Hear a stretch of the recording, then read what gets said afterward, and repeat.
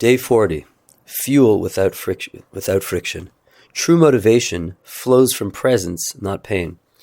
It might seem like a bit of a paradox. If you're not ticked off or dissatisfied, what gets you moving? Doesn't disconnect fuel change? Isn't a little frustration the price of progress? Good question, but here's the twist. You don't need to suffer to be motivated. In fact, suffering is often a terrible motivator because it distorts clarity. It's like trying to drive with the emergency brake on. Real action, the kind that's effective, peaceful, and sustainable, comes from presence. It comes when you're rooted in the now, not flailing in reaction to your circumstances. The moment you fully accept the present moment, a strange thing happens. Your vision clears. You can suddenly see what actually needs to be done, instead of what your ego thinks should be happening.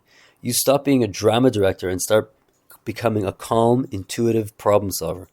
This doesn't mean you stop caring or striving. It just means you stop resisting. Resistance is noisy, chaotic energy. It clouds judgment and burns energy on blaming, spinning, and future tripping. Surrender cuts through that fog. It doesn't make you passive, it makes you powerful. You get focused, intentional, present. Let's say your job stinks. You hate your boss.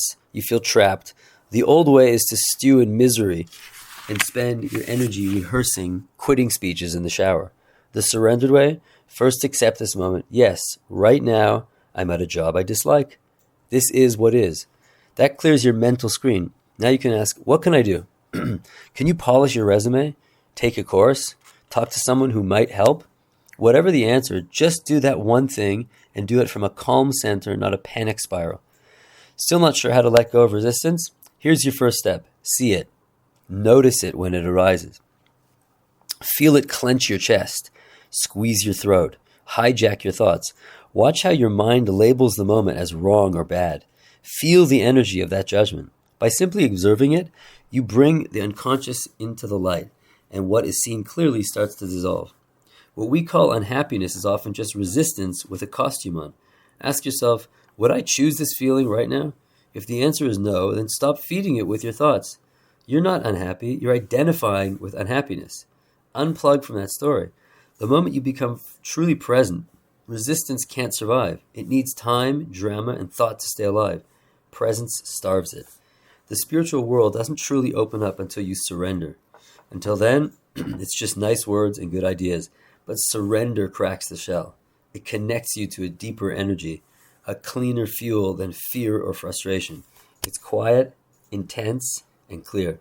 It doesn't pollute, it doesn't need an opposite to define it, and it doesn't burn you out. When you act from that energy, your life begins to flow. Not because it's suddenly easy, but because you're no longer blocking it with inner resistance.